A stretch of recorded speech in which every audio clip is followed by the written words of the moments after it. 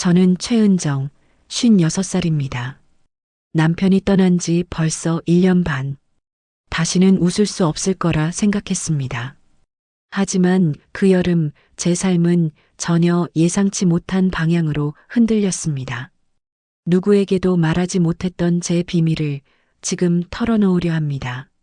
남편을 암으로 떠나보낸 지 1년 반이 지났어요. 처음엔 이길 수 있다고 믿었거든요. 아니, 믿어야만 했어요. 폐암 진단을 받고 2년을 버텼는데 그때는 병원비며 간병이며 바빠서 슬퍼할 시간도 없었어요. 마지막 날 남편이 제 손을 꼭 잡고 말하더라고요. 은정아, 너무 오래 혼자 있지 마. 행복하게 살아. 그때는 무슨 말인지 이해할 수 없었어요. 어떻게 당신 없이 행복할 수 있다는 건지요. 장례를 치른 후 아이들은 각자의 삶으로 돌아갔어요. 당연한 일이죠. 큰아들은 부산에서 직장 생활하고 딸은 신혼이라 정신없고요. 가끔 안부 전화는 하지만 매일 만날 수는 없잖아요. 집이 이렇게 조용한 줄 몰랐어요. 남편이 있을 때는 TV 소리, 신문 넘기는 소리, 기침 소리라도 있었는데 지금은 제가 움직이는 소리밖에 안 들려요. 밤에 잠자리에 들면 더 심해져요. 남편이 쓰던 베개는 그대로 두었는데 자꾸 그쪽을 보게 되더라고요. 베개에 남은 머리 자국을 손으로 쓰다듬으며 울기도 했어요. 처음 몇 달은 정말 힘들었어요. 하루 종일 집에만 있으니 생각만 복잡해지고 우울해지더라고요. 아이들한테 걱정 끼치기 싫어서 괜찮다고 했는데 사실은 매일이 고통이었어요. 남편 사진 앞에서 여보, 나 어떻게 살아야 해? 라고 중얼거리기도 했거든요. 그러던 중 이웃 아주머니가 청소 일을 소개해 주셨어요. 새벽 5시부터 시작하는 아파트 청소였어요. 처음엔 거절했죠. 우리 집이 부자는 아니었지만 남편이 받던 연금과 적금으로 당장은 생활할 수 있었거든요. 하지만 아주머니가 집에만 있으면 더 우울해진다며 권하시더라고요. 첫날 새벽 4시 반에 일어나 현장에 나갔을 때의 기분을 잊을 수 없어요. 차가운 새벽 공기가 뺨을 때리는데 이상하게 정신이 번쩍 들더라고요. 오랜만에 살아있다는 느낌이었어요. 일은 생각보다 힘들었어요. 계단 청소, 화장실 청소, 쓰레기 정리. 56세 몸에는 버거웠죠. 첫 주는 온몸이 아파서 파스를 붙이고 잤어요. 하지만 이상하게도 마음은 편해지더라고요. 집에서 남편 생각에 잠겨 있을 때보다 몸을 움직이며 일할 때가 덜 아팠어요. 새벽 일을 시작한 지 한 달쯤 됐을 때예요. 매일 6시 반경에 1층 로비를 청소하는데 그때쯤 되면 경비 아저씨가 출근하세요. 처음엔 인사만 주고받았어요. 수고하세요, 안녕하세요, 그 정도로요. 그런데 어느 날 제가 너무 피곤해서 계단에 잠시 주저앉았는데 그 아저씨가 다가와서 괜찮으세요? 라고 물어보시더라고요. 그리고 시원한 물 한 병을 건네주셨어요. 별것 아닌 일인데 그때 갑자기 눈물이 나려고 했어요. 남편 돌아가신 후로 누군가 저를 걱정해 준 게 처음이었거든요. 그 후로 매일 아침 10분 정도씩 이야기를 나누게 됐어요. 날씨 이야기, 아파트 이야기. 그런 사소한 대화들이요. 그 아저씨도 혼자 사신다고 하더라고요. 아내를 몇 년 전에 먼저 보내셨다고요. 그래서인지 저를 이해해 주시는 것 같았어요. 어떤 날은 제가 무거운 쓰레기통을 옮기고 있으면 도와주시고 비가 올 때는 우산도 빌려주시고요. 정말 작은 배려들이었는데 저한테는 너무 고마웠어요. 남편이 해주던 그런 사소한 배려들이 얼마나 소중한 건지 잃고 나서야 알게 되더라고요. 그런데 문제는 제 마음이에요. 처음엔 단순히 고마운 마음이었는데 요즘은 어떻게 말해야 할까요? 그 아저씨를 만나는 시간이 기다려져요. 새벽에 일어날 때 오늘은 무슨 이야기를 나눌까? 생각하기도 하고 그분이 안 보이는 날에는 왠지 허전하고요. 이런 제가 이상한 걸까요? 남편 돌아가신 지 고작 1년 반 만에 다른 남자분에게 이런 감정을 느끼는 게 남편한테 미안하고 아이들한테도 미안해요. 특히 밤에 혼자 있을 때 이런 생각이 들면 죄책감이 몰려와요. 남편이 이 모습을 보면 뭐라고 할까? 아이들이 알면 실망하지 않을까? 하지만 솔직히 말하면 그 아저씨와 이야기할 때만큼은 제가 최은정이라는 한 사람으로 살아있다는 느낌이 들어요. 누구의 아내, 누구의 엄마가 아닌 그냥 저 자신으로요. 오랜만에 느끼는 감정이에요. 새벽 4시 30분, 알람이 울리기 전에 눈이 떠져요. 1년 반 전만 해도 이 시간에는 남편의 고른 숨소리가 들렸는데 지금은 시계 초침 소리만이 정막을 가르고 있어요. 옆자리 베개는 여전히 그대로 두어 놓았거든요.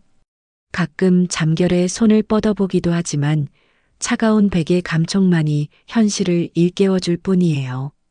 남편이 떠난 지 562일째예요. 처음엔 하루하루 손가락으로 세어가며 견뎠어요. 100일, 200일. 이제는 세는 것도 의미가 없어졌지만 몸은 정확히 기억하고 있어요. 그가 없는 매일을요. 잠옷을 벗고 작업복을 입어요. 새벽 청소일을 시작한 지 벌써 8개월째예요. 처음엔 생계를 위해서라고 스스로를 납득시켰지만 지금은 알겠어요. 이 일이 없었다면 저는 진작 무너져 버렸을 거라는 걸요. 집에서 하루 종일 그 사람 생각만 하며 앉아 있는 것보다 몸을 움직이며 땀을 흘리는 편이 나아요. 현관문을 나서며 차가운 새벽 공기를 들이마셔요.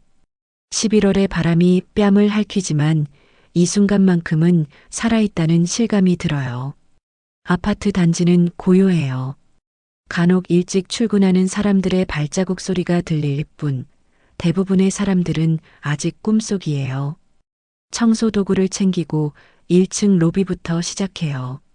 걸레질, 유리창 닦기, 화분에 물 주기. 반복적인 일이지만 손에 익숙해졌어요. 일에 집중할 때면 잡념이 사라져요. 그 사람 생각도, 아이들 걱정도, 앞으로의 삶에 대한 막막함도 잠시 멈춰요. 6시 30분경 경비실에서 불이 켜져요. 그 시간이 되면 저도 모르게 가슴이 조금 두근거려요. 강민수 씨가 출근하는 시간이거든요. 50대 후반으로 보이는 과묵한 사람이에요. 처음엔 인사만 주고받았는데 언제부터인가 몇 마디씩 대화를 나누게 됐어요. 오늘도 일찍 나오셨네요. 그분이 경비실에서 나와 인사를 건네요. 낮은 목소리지만 따뜻함이 묻어나요. 네, 아침이 제일 시원해서요. 많이 힘드시죠? 괜찮아요. 몸 쓰는 일은 처음이라 처음엔 힘들었는데 이제 적응됐어요. 이런 대화가 10여 분 이어져요. 별것 아닌 이야기들이에요. 날씨, 아파트 소식, 가끔은 서로의 안부. 하지만 이 시간이 하루 중 가장 기다려지는 순간이 되었다는 걸 저 자신도 놀라워요. 56세라는 나이에 이런 마음을 갖는 게 잘못된 건가요? 남은 인생을 어떻게 살아야 할지 정말 모르겠어요. 남편이 마지막에 한 말이 자꾸 떠오르는데 아직은 그 말을 받아들일 용기가 없어요. 강민수 씨와 매일 아침 나누는 10분간의 대화가 제 하루의 전부가 되어가고 있었어요. 처음엔 정말 별것 아닌 이야기들이었거든요. 오늘 날씨가 쌀쌀하네요. 아파트 주민들이 분리수거를 잘 안 해서 힘드시죠? 이런 일상적인 대화요. 그런데 어느 순간부터 그 대화들이 달라지기 시작했어요. 강민수 씨가 제 컨디션을 더 세심하게 살펴보시더라고요. 어제 많이 피곤해 보이셨는데 괜찮으세요? 오늘은 얼굴이 좀 창백해 보이는데 밤에 잠 못 주무셨나요? 이런 말들을 들으면 가슴이 뭉클했어요. 남편이 살아있을 때도 이렇게까지 제 컨디션을 살펴주지는 않았거든요. 남편은 감정 표현에 서툰 편이었어요. 32년 동안 사랑한다는 말을 직접 들어본 적이 손에 꼽을 정도였으니까요. 강민수 씨는 달랐어요. 경비실 냉장고에 항상 차가운 이온 음료를 준비해 두시고 제가 땀을 많이 흘리면 깨끗한 수건도 건네주셨어요. 많이 힘드시죠? 이 나이에 이런 일 하시기 쉽지 않으실 텐데요. 그런 말을 들으면 정말 눈물이 날 뻔했어요. 누군가 제 고생을 알아봐 주는 게 이렇게 고마울 줄 몰랐거든요. 일주일 정도 지나자 자연스럽게 15분 정도씩 경비실에서 쉬는 게 일상이 되었어요. 강민수 씨는 혼자 컵라면으로 끼니를 때우시더라고요. 그 모습을 보니까 마음이 짠했어요. 저도 혼자 밥 먹는 게 얼마나 서글픈지 아니까요. 그래서 집에서 시원한 오이 냉국이나 김치를 조금씩 가져다 드리기 시작했어요. 이렇게까지 하실 필요 없는데요. 강민수 씨가 당황해 하시더군요. 아니에요. 어차피 저 혼자 다 못 먹어요.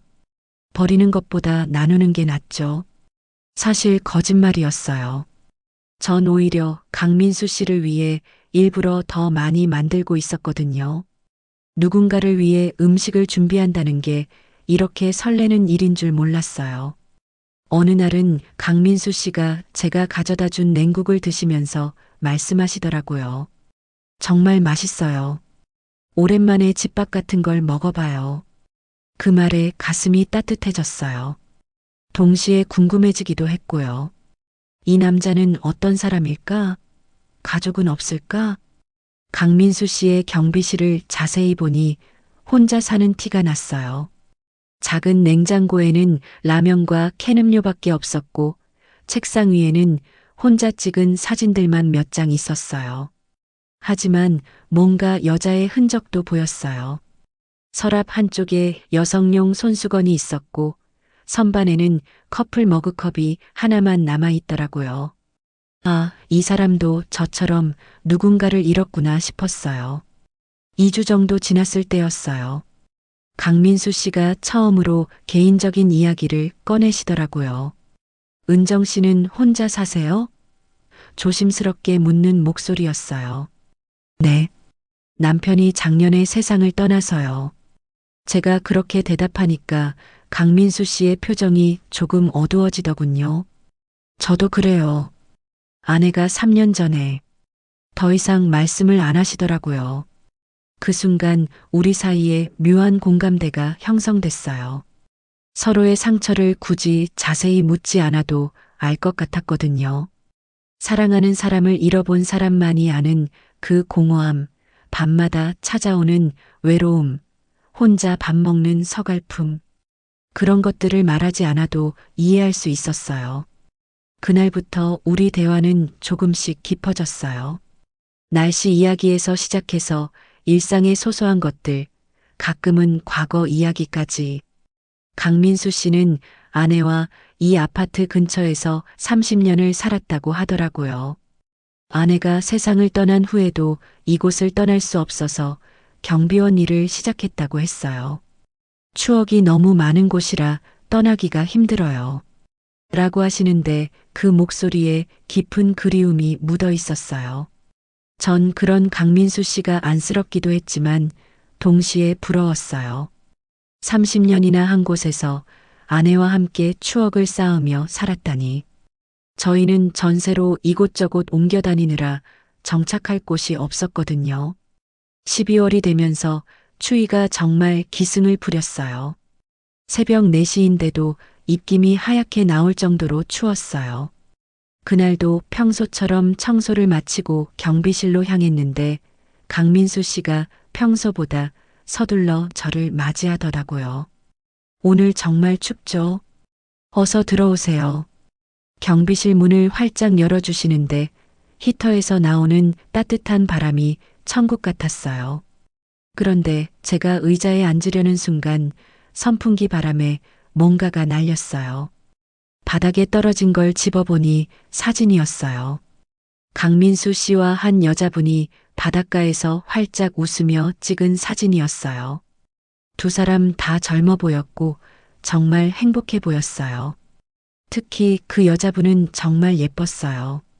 단발머리에 화사한 미소를 지었는데 강민수 씨를 바라보는 눈빛에서 사랑이 느껴졌어요. 아, 강민수 씨가 당황해서 사진을 가져가려고 손을 뻗으시더라고요. 하지만 전 그 사진을 조용히 바라보면서 말했어요. 정말 행복해 보이세요. 아내분이신가요? 강민수 씨가 고개를 끄덕이시더군요. 네. 결혼 10주년 때 부산에 여행 간 거예요. 목소리가 많이 작아졌어요. 매년 여름 휴가 때가 가장 행복했는데 아내가 바다를 좋아했거든요. 전 그 사진을 강민수 씨께 건네드리면서 물었어요. 많이 그리우시죠? 강민수 씨의 눈에 눈물이 맺히는 게 보였어요. 3년이 지났는데도 아직 더 이상 말을 잇지 못하겠더라고요. 그때 제 마음도 확 무너졌어요. 저도 남편과의 추억이 떠올랐거든요. 남편과 마지막으로 여행 간 게 언제였나 생각해 보니 정확히 기억도 안 났어요. 남편이 아프기 전 몇 년은 저희도 서로에게 무관심했던 것 같아요. 부부라는 이름으로 함께 살았지만 진짜 소통은 없었달까요? 저도 그래요. 제가 조용히 말했어요. 남편과 32년을 살았는데 정작 마지막 몇 년은 진짜 대화를 한 적이 없는 것 같아요. 병원 이야기, 약 이야기, 그런 것들만. 강민수 씨가 저를 바라보시더라고요. 힘드셨겠어요. 간병 생활이. 네, 정말 힘들었어요. 특히 마지막 6개월은 제가 직장도 그만두고 24시간 돌봤는데 점점 말라가는 남편을 보는 게 너무 고통스러웠거든요. 그렇게 말하니까 눈물이 나려고 했어요. 그동안 누구에게도 털어놓지 못했던 마음이었거든요. 강민수 씨가 조심스럽게 제 손에 든 물컵을 채워주시더라고요. 많이 외로우시죠? 네. 특히 밤에 혼자 있으면 너무 무서워요. 갑자기 숨이 막힐 것 같고, 그래서 이 일을 시작한 것도 있어요. 새벽에 일어나 있으면 그런 생각을 덜 하게 되거든요. 저도 그래요. 강민수 씨의 목소리가 떨렸어요. 아내가 죽고 나서 야간 근무를 신청했어요. 집에 혼자 있으면 자꾸 아내 목소리가 들리는 것 같아서 미칠 것 같더라고요. 우리는 그날 처음으로 서로의 진짜 마음을 털어놓았어요. 사랑하는 사람을 잃어본 사람만이 알 수 있는 그 절망감, 혼자 남겨진다는 두려움, 밤마다 찾아오는 외로움. 그런 것들을 말하지 않아도 서로 이해할 수 있었어요. 은정 씨가 오시기 전에는 정말 하루하루가 지옥 같았어요. 강민수 씨가 솔직하게 말씀하시더라고요. 그런데 요즘은 새벽이 기다려져요. 은정 씨와 이야기하는 이 시간이. 제 가슴이 두근거리기 시작했어요. 이게 뭘까요? 고마움일까요? 아니면 다른 감정일까요? 56세에 이런 마음이 드는 게 정상인 걸까요? 죽은 남편에게 미안한 마음도 들었지만 동시에 강민수 씨와 함께 있으면 마음이 따뜻해지는 걸 부정할 수도 없었어요. 그날 집에 돌아가면서 계속 생각했어요. 강민수 씨의 따뜻한 목소리, 제 이야기를 들어주시는 진심 어린 표정, 그리고 저를 기다려주신다는 그 마음. 이런 마음을 가져도 되는 걸까요? 강민수 씨와의 관계가 깊어질수록 주변의 시선이 무거워졌어요. 처음엔 아무도 몰랐거든요. 새벽 시간이라 사람들이 별로 없었고 경비실은 1층 구석에 있어서 잘 보이지도 않았고요. 그런데 한 달쯤 지나니까 함께 청소하는 아주머니들이 뭔가 눈치채기 시작하더라고요. 은정 씨, 요즘 경비실에 자주 가시네요? 김순자 아주머니가 대놓고 물어보시더라고요. 60대 초반인데 입이 좀 거친 분이에요. 에어컨이 시원해서 잠깐 쉬다가 와요. 에어컨? 겨울인데요? 순자 아주머니가 비죽 웃으시더군요. 요즘 경비 아저씨하고 친해지신 모양이네요. 그 말에 얼굴이 확 달아올랐어요. 아무것도 안 했는데 왜 이렇게 부끄러운지 모르겠더라고요. 그냥 인사만 하는 사이예요. 인사만? 매일 15분씩 인사해요? 다른 아주머니들도 킥킥거리기 시작했어요. 그 순간 정말 바닥에 구멍이라도 있으면 들어가고 싶었어요. 그날부터 아주머니들의 수군거림이 시작됐어요. 제가 지나가면 소곤소곤 속삭이고 제가 경비실에 갔다 오면 의미심장한 눈빛으로 쳐다보고요. 남편 죽은 지 얼마나 됐다고 벌써. 아직 상도 안 끝났는데 말이야. 자식들이 알면 기절하겠어. 귀에 다 들렸어요. 일부러 들리게 하는 것 같기도 했고요. 그런 말들을 들으면 가슴이 찢어질 것 같았어요. 아무것도 안 했는데 왜 이런 말을 들어야 하는지. 더 힘든 건 아파트 주민들의 시선이었어요. 엘리베이터에서 마주치면 이상하게 쳐다보는 분들이 있었어요. 특히 같은 층에 사는 박미영 씨는 대놓고 불편한 기색을 드러내더라고요. 요즘 새벽에 경비실에서 웃음소리가 들린다던데 복도에서 마주쳤을 때 미영 씨가 말하더라고요. 혹시 저희 얘기인가요? 글쎄요. 누가 그런지는 모르겠지만 밤늦은 시간에 시끄럽다고 민원이 들어왔다더라고요. 거짓말인 걸 알 수 있었어요. 새벽 6시 반에 웃음소리가 시끄럽다니요. 하지만 뭐라고 변명할 수도 없었어요. 그런 시선들이 쌓이면서 점점 위축되기 시작했어요. 강민수 씨와 대화할 때도 자꾸 주변을 의식하게 되고 웃음소리도 줄이게 되고요. 가장 충격적이었던 건 큰아들 성훈이에게서 온 전화였어요. 엄마, 혹시 누구랑 만나고 계세요? 갑작스러운 질문에 가슴이 덜컥 내려앉았어요. 왜 갑자기 그런 말을 하니? 부산 이모가 전화했어요. 엄마가 요즘 아파트 경비 아저씨랑 친하게 지낸다고. 아, 시누이까지 알았구나 싶었어요. 아파트에서 소문이 돈 모양이에요. 아니야. 그냥 인사만 하는 사이야. 엄마 아빠 돌아가신 지 얼마나 됐다고요. 사람들이 뭐라고 할지 생각 안 해보세요? 성훈이의 목소리가 차가웠어요. 평소에 순하고 착한 아들이었는데 이런 톤으로 말하는 걸 처음 들어봤어요. 성훈아, 엄마가 뭘 잘못했니? 정말 인사만 하는 사이라니까. 그래도 오해받을 행동은 하지 마세요. 우리 가족 체면도 생각하시고. 체면. 그 말이 제일 아팠어요.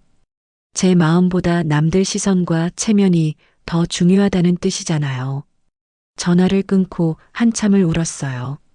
아들한테 이런 소리를 들을 줄은 몰랐거든요.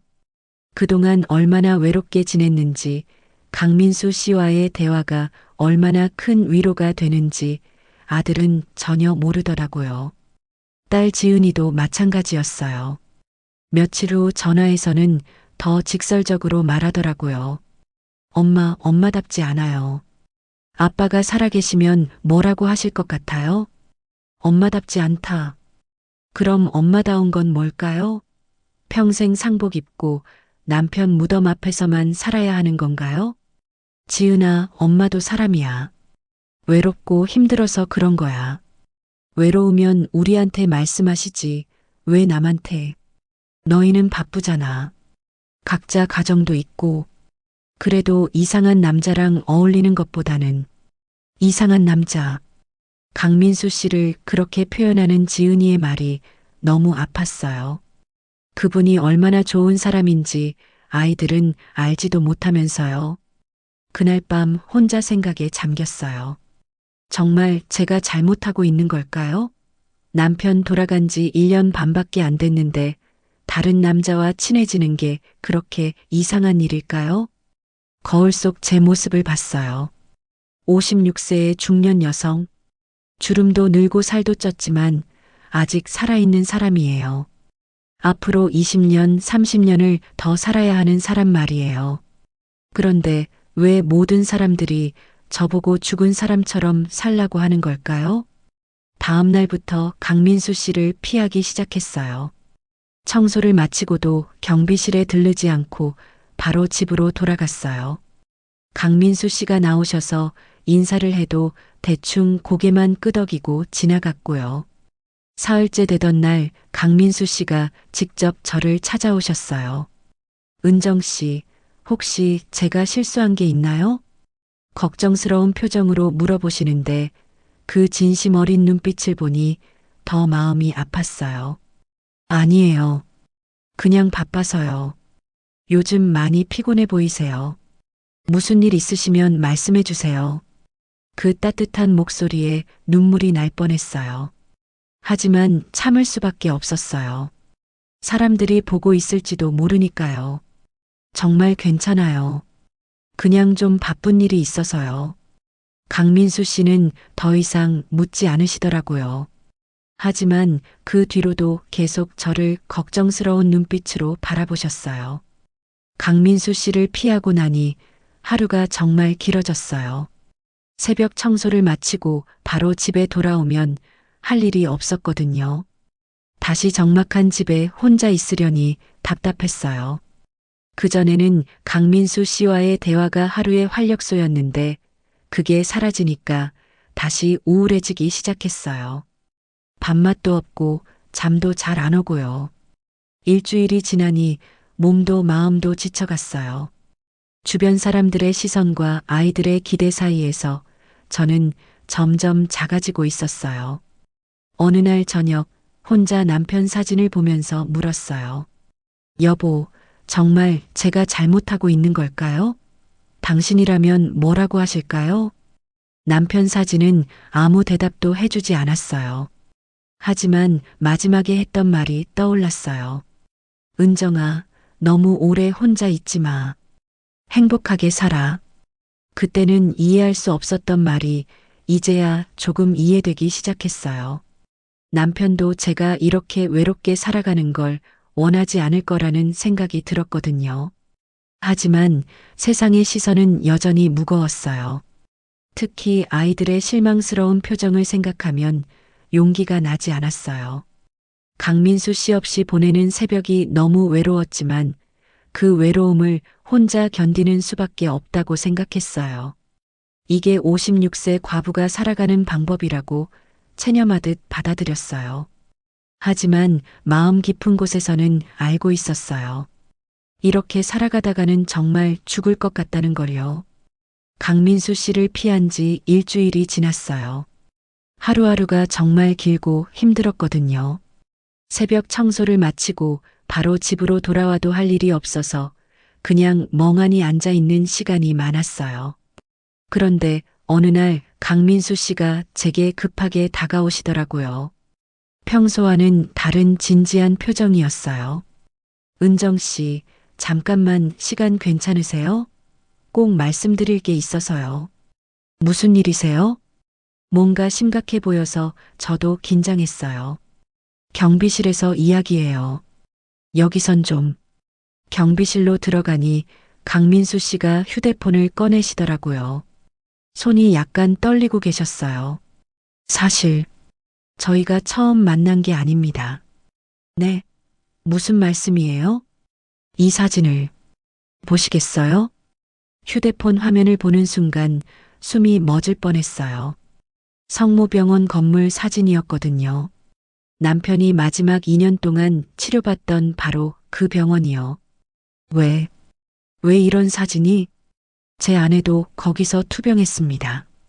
3년 전에 그때 우연히 복도에서 은정 씨 남편분을 뵌 적이 있어요. 머리가 하얘졌어요. 이게 무슨 소리인지 이해가 안 됐거든요. 거짓말이죠? 7층 말기 병동. 창가 쪽 병실이었죠. 은정 씨가 매일 도시락을 가져다 주시는 걸 봤어요. 맞았어요.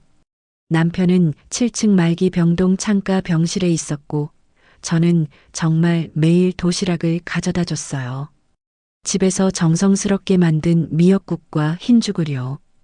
그분이 마지막 며칠 동안 계속 은정 씨 이름을 부르시던 그만해요. 소리를 질렀어요. 왜, 왜 지금 와서 이런 말을. 미안합니다. 하지만 알고 있어야 한다고 생각했어요. 우리가, 우리가 우연이 아니라는 걸. 가슴이 터질 것 같았어요. 강민수 씨도 그때 그 병원에 있었다니. 남편의 마지막 순간들을 지켜본 사람이었다니. 당신도, 당신도 그때 그곳에 있었다는 거예요? 네. 아내를 떠나보낸 그 복도에서 은정 씨의 아픔을 지켜봤던 사람입니다. 강민수 씨가 더 많은 이야기를 들려주셨어요. 그분의 아내는 유방암 말기였고 남편과 같은 층 다른 병실에 있었다고 해요. 그때 강민수 씨도 매일 병원에 와서 아내를 돌봤는데 복도에서 저를 여러 번 봤다는 거였어요. 은정 씨가 얼마나 지쳐 보이셨는지 기억해요. 복도 의자에 앉아서 울고 계시던 모습도. 맞아요. 저는 정말 그때 많이 울었어요. 화장실에서도, 복도에서도, 집에서도 남편이 점점 약해져가는 모습을 보면서 하루에도 몇 번씩 울었거든요. 한 번은 은정 씨가 복도에서 쓰러져서 간호사들이 부축해주던 것도 봤어요. 그때 정말 걱정됐는데 그것도 기억나요. 남편 병실에서 나와 복도를 걷다가 갑자기 어지러워서 주저앉았던 적이 있어요. 너무 오래 잠을 못 자고 제대로 먹지도 못해서 몸이 한계였거든요. 그런데 왜 그때 말을 안 하셨어요? 어떻게 말을 걸겠어요? 각자 너무 힘든 상황이었잖아요. 저도 아내 돌보느라 정신없었고, 맞는 말이었어요. 그때는 정말 각자 도생이었거든요. 다른 환자나 보호자들을 챙길 여유가 없을 정도로 절망적이었어요. 강민수 씨가 휴대폰에서 다른 사진을 보여주셨어요. 병원 로비에서 찍은 사진인데 멀리 앉아 있는 제 모습이 작게 나와 있더라고요. 이때 은정 씨가 남편분 수술 기다리실 때였어요.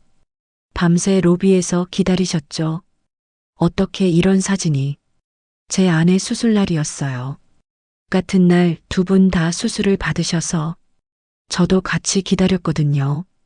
그날이 떠올랐어요. 남편의 폐절제 수술이 있던 날이었어요. 8시간 넘게 걸린다고 해서 로비에서 밤새 기다렸죠. 그때 정말 무서웠어요. 이번이 마지막일 수도 있다는 생각에 떨리고 떨렸거든요. 은정 씨가 혼자 기도하시던 모습이 너무 간절해 보였어요. 저도 똑같은 마음이었는데 눈물이 났어요. 그때의 절망감과 간절함이 다시 밀려왔거든요. 하나님께 매달리듯 기도했던 기억이 생생했어요. 그런데 결과는 달랐죠. 강민수 씨의 목소리가 쓰라렸어요. 은정 씨 남편분은 수술이 성공하셨는데 제 아내는 더 이상 말씀을 안 하시더라고요. 알 수 있었어요. 강민수 씨의 아내는 그 수술에서 살아나지 못했다는 걸. 미안해요. 저는 몰랐어요. 괜찮아요. 이미 지난 일이니까. 하지만 괜찮을 리가 없잖아요. 같은 날 같은 상황에서 한 사람은 희망을 얻고 한 사람은 절망했다니. 그 아픔이 얼마나 클지 상상할 수 있었어요. 마지막 날도 기억해요. 강민수 씨가 조용히 말씀하셨어요. 은정 씨 남편분이 돌아가시던 날 말이에요. 뭘 기억하세요? 은정 씨가 병실에서 나오시면서 울부짖으시던 소리가 복도 끝까지 들렸어요. 그 소리를 듣는 순간, 아, 또 한 사람이 저와 같은 아픔을 겪게 됐구나 싶었어요. 그날을 어떻게 잊을 수 있을까요? 남편이 제 손을 꼭 잡고 마지막 숨을 거둘 때까지 저는 계속 그 손을 놓을 수가 없었어요. 차가워져가는 손을 붙잡고 울고 또 울었죠. 그때부터 은정 씨 생각을 했어요. 이 사람은 앞으로 어떻게 살까? 저처럼 혼자 남겨져서 힘들어할까? 정말 그때부터요? 네. 가끔 은정 씨가 어떻게 지내실까 궁금했어요. 하지만 연락처도 모르고 찾아갈 용기도 없었고, 그런데 하필 이 아파트에서 다시 만나게 됐다니. 이게 정말 우연일까요? 이게 무슨 의미예요? 강민수 씨가 제 손을 조심스럽게 잡으시더라고요. 은정 씨, 우리가 남은 날들을 함께 채울 수 있다면 그게 정말 죄가 될까요? 그 순간 모든 게 이해됐어요. 왜 강민수 씨가 그렇게 저를 이해해 주셨는지, 왜 그렇게 섬세하게 배려해 주셨는지. 이 사람은 단순히 같은 상처를 가진 사람이 아니라 제 아픔의 증인이었던 거예요. 남편의 마지막 순간들을, 제가 흘린 눈물들을, 그 절망적이었던 시간들을 함께 기억하고 있는 사람이었어요. 강민수 씨, 저는 은정 씨의 아픔을 알아요. 그 병원 복도에서, 로비에서, 장례식장에서 은정 씨가 얼마나 힘들었는지 다 봤거든요. 장례식장까지 왔었다니요. 그때는 정말 사람들 얼굴이 구분도 안 될 정도로 정신이 없었는데, 그런데 지금 은정 씨를 보면 그때보다 많이 밝아지셨어요. 웃음도 되찾으셨고, 정말 그런 것 같아요. 강민수 씨와 이야기를 나누면서 정말 오랜만에 웃을 수 있었거든요. 저도 마찬가지예요. 은정 씨 만나고 나서야 다시 살고 싶다는 생각이 들었어요. 우리는 그날 오랫동안 이야기했어요. 각자의 배우자를 떠나보낸 이야기, 혼자 남겨진 후에 절망적이었던 시간들, 그리고 서로를 만나면서 느꼈던 작은 희망들. 이상했어요. 아픔을 공유한다고 해서 슬픔이 줄어드는 건 아니었지만 혼자가 아니라는 위로는 확실히 있었어요. 은정 씨, 우리 이제 어떻게 할까요? 대답할 수 없었어요. 너무 많은 감정이 한꺼번에 밀려왔거든요.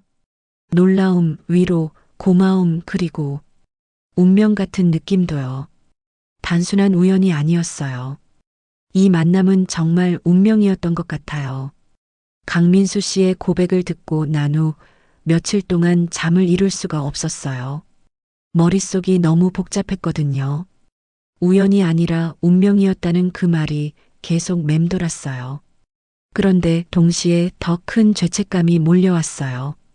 남편의 마지막 순간을 함께 지켜본 사람과 이런 감정을 나눈다는 게, 이게 정말 괜찮은 일일까요? 밤마다 남편 사진 앞에 앉아서 물어봤어요. 여보, 정말 괜찮은 걸까? 당신을 지켜본 그 사람과 나 이래도 되는 거야? 남편 사진은 여전히 따뜻하게 웃고만 있었어요. 아무 대답도 해주지 않았지만 왠지 용서해주는 것 같기도 했어요. 일주일 후 강민수 씨가 다시 저를 찾아왔어요. 경비실이 아니라 제 집 앞에서 기다리고 계시더라고요. 은정 씨, 제가 너무 갑작스럽게 말씀드린 것 같아요. 놀라셨죠? 아니에요. 그냥 좀 정리가 안 돼서요. 충분히 이해해요.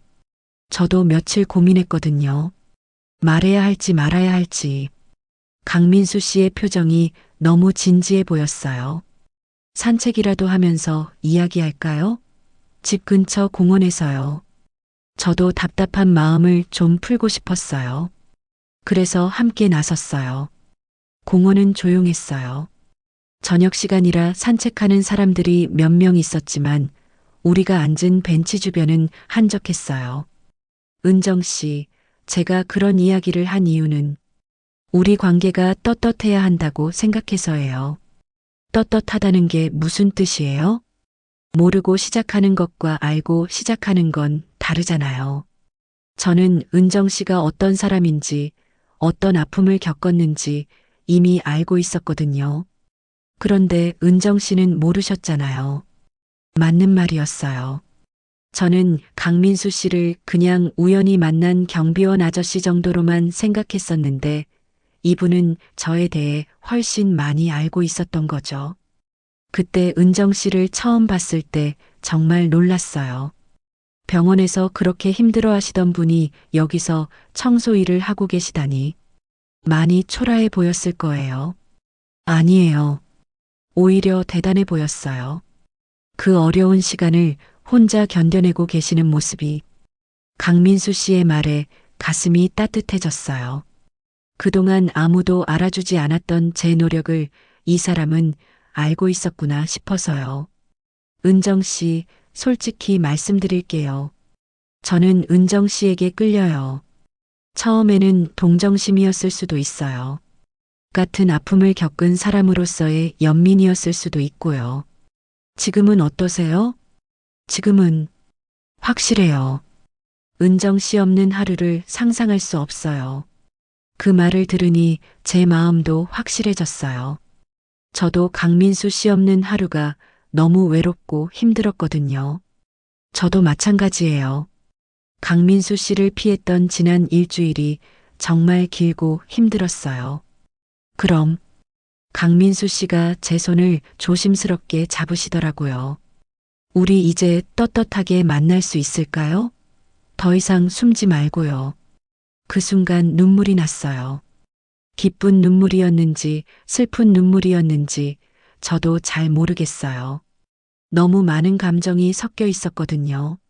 하지만 사람들이 뭐라고 할까요? 아이들은 또 어떻게? 은정 씨, 우리 나이가 몇 살이에요? 56세? 맞아요. 56세예요. 이제 남 눈치 보며 살 나이는 지났다고 생각해요. 우리가 행복하면 되는 거 아닐까요? 강민수 씨의 말이 정말 와닿았어요. 지금까지 저는 너무 많은 사람들의 기대에 맞춰 살아왔어요. 아내로서, 엄마로서, 며느리로서. 정작 최은정으로서는 살지 못했던 것 같아요. 우리가 남은 날들을 함께 채울 수 있다면. 강민수 씨가 다시 말씀하시더라고요. 그게 죄가 될까요? 대답할 수 없었어요. 눈물만 흘렀어요. 남편에 대한 미안함, 아이들의 시선에 대한 두려움, 그리고 강민수 씨에 대한 간절함이 모두 섞여서 말이 나오지 않았어요. 억지로 대답하지 마세요. 천천히 생각해 보세요. 강민수 씨는 정말 따뜻한 사람이었어요. 제가 혼란스러워한다고 해서 재촉하지 않으시더라고요. 한 가지만 기억해 주세요. 은정 씨는 여전히 살아있는 사람이라는 걸요. 앞으로도 많은 날들을 살아가야 하는 사람이라는 걸요. 그날 밤 집에 돌아와서 오랫동안 생각했어요. 정말 저는 어떻게 살아야 할까요? 거울 앞에 서서 제 모습을 봤어요. 56세의 중년 여성. 주름도 늘고 몸도 예전 같지 않지만 아직 살아있어요. 심장도 뛰고 있고 웃을 수도 있고 슬퍼할 수도 있고 누군가를 사랑할 수도 있어요. 그런데 왜 모든 사람들이 저보고 죽은 사람처럼 살라고 하는 걸까요? 남편의 마지막 말이 다시 떠올랐어요. 은정아, 너무 오래 혼자 있지 마. 행복하게 살아. 이제야 그 말의 진짜 의미를 알 것 같았어요. 남편도 제가 평생 상복만 입고 살기를 원하지 않았을 거예요. 행복하게 살라고, 새로운 사랑을 만나도 괜찮다고 그렇게 말해준 것 같았어요. 다음 날 아침 새벽 청소를 마치고 경비실로 갔어요. 강민수 씨가 놀란 표정으로 저를 맞이하시더라고요. 은정 씨, 결정했어요. 네, 함께 살고 싶어요. 강민수 씨와 함께요. 강민수 씨의 얼굴이 환해졌어요. 정말 오랜만에 보는 밝은 표정이었어요. 정말로요? 네. 물론 쉽지 않을 거예요. 사람들 시선도 있고 아이들 설득도 해야 하고. 하지만 이대로 혼자 살다가는 정말 죽을 것 같아요. 은정 씨, 저도 다시 살고 싶어요. 그냥 숨만 쉬는 게 아니라 정말 살아있다고 느끼면서요. 강민수 씨가 저를 꼭 안아주셨어요. 그 따뜻한 품에서 정말 오랜만에 안전함을 느꼈어요. 천천히 해요. 급하지 않아요. 아니에요. 이미 너무 많은 시간을 혼자 보냈어요. 이제는 함께 하고 싶어요. 그날부터 우리는 구체적인 계획을 세우기 시작했어요. 언제쯤 함께 살 것인지, 아이들에게는 어떻게 말할 것인지, 주변 사람들의 반응에는 어떻게 대처할 것인지 쉽지 않을 거라는 걸 알고 있었어요. 하지만 이제는 혼자가 아니었어요. 함께 할 사람이 있었어요. 56세에 시작하는 새로운 사랑. 늦은 나이라고 생각할 수도 있지만 저는 이제야 진짜 제 인생이 시작되는 것 같았어요. 과거에 묶여 홀로 남을 것인가 아니면 새로운 위로를 받아들여 다시 살아갈 것인가. 저는 후자를 선택했어요. 살아있는 사람으로서, 행복할 권리가 있는 사람으로서요.